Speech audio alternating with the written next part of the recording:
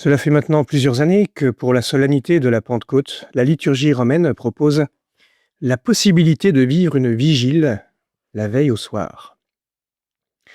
C'est un des derniers fruits de la réforme liturgique du Concile de Vatican II.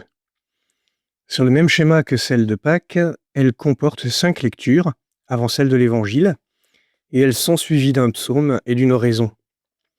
La première lecture est le texte bien connu de la tour de Babel.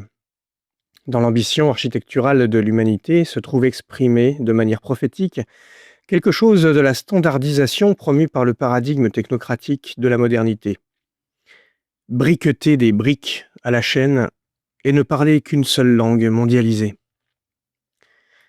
Cela peut être vu comme un appauvrissement culturel, une réduction de la créativité réduite à des gestes mécaniques, avec un retournement du rapport d'instrumentalité. Or, le Seigneur a déjoué les plans des nations, dit le psaume 32. La réponse de Dieu se trouve peut-être dans le renversement de la situation, dans la pluralité linguistique. C'est la multiplication des formes de sagesse divine immanentes aux cultures qui s'en trouvent mieux manifestées.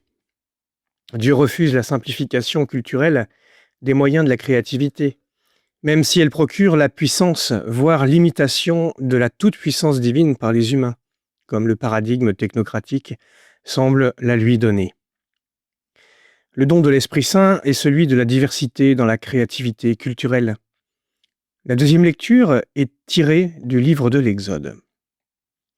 Dieu établit devant Moïse un rapport étonnant entre son peuple et la création. Je cite : « Maintenant donc, si vous écoutez ma voix et gardez mon alliance, vous serez mon domaine particulier parmi tous les peuples, car toute la terre m'appartient. Mais vous serez pour moi un royaume de prêtres et une nation sainte. » Pourquoi Israël sera-t-il le domaine de Dieu ? Parce que la terre lui appartient. Faut-il lire et interpréter comme au livre de Jérémie au chapitre 31 et 35 : « Aussi vrai que la terre m'appartient, vous serez mon peuple » ? Cela signifie qu'Israël ne serait pas le domaine de Dieu dans un seul cas seulement, si la terre ne lui appartenait pas. Ce qui ne risque pas d'arriver. On peut donc faire confiance à Dieu en ce qui concerne sa déclaration. Une autre manière d'interpréter est de se rappeler que nous avons ici un récit de création, celui du peuple juif.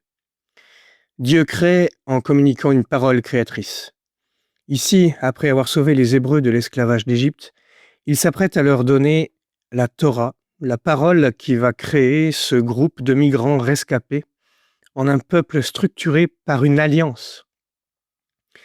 Une alliance aussi forte que celle qui existe entre Dieu et la création.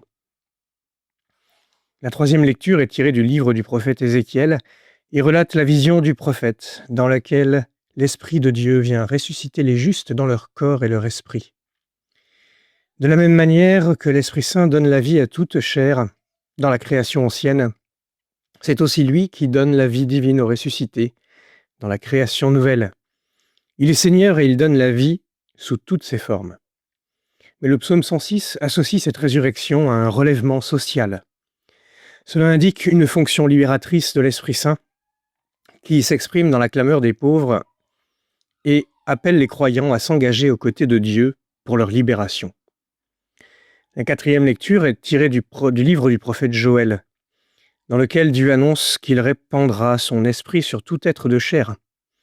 À la fin des temps, au jour du Seigneur, l'esprit sera donné à nouveau. Et il me saute à l'esprit que l'expression « toute chair » en hébreu n'est pas limitative des créatures humaines. Cela concerne tous les êtres vivants.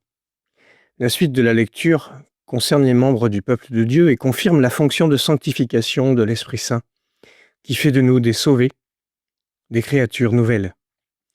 Le psaume 103 précise même « Tu envoies ton souffle, ils sont créés, tu renouvelles la face de la terre ». On ne peut pas séparer la résurrection des personnes humaines de celle de la création tout entière. C'est cela notre espérance, partagée avec la création selon la perspective de saint Paul dans la 5e lecture. La création tout entière gémit. Elle passe par les douleurs d'un enfantement qui dure encore, dit saint Paul, et elle n'est pas seule. Nous aussi, en nous-mêmes, nous gémissons. Nous poussons une clameur et la création également, dans l'attente d'une libération promise par Dieu. Mais c'est l'Esprit Saint qui nous fait pousser cette clameur et qui nous donne d'espérer. Rappelons ici que l'espérance ne concerne pas un résultat, mais notre union à Dieu. Espérer est ce qui nous met en marche avec persévérance, même dans les situations les plus sombres, car nous savons que nous sommes unis au Seigneur ici et maintenant. C'est bien l'Esprit de Dieu qui est donné à la Pentecôte qui rend cette union possible. Il est donné alors que Jésus est monté vers son Père et se trouve absent dans son corps physique. L'Esprit Saint le rend présent universellement dans son corps mystique qui est l'Église, et aussi dans la création, une création qui est progressivement menée à son accomplissement dans une récapitulation eschatologique.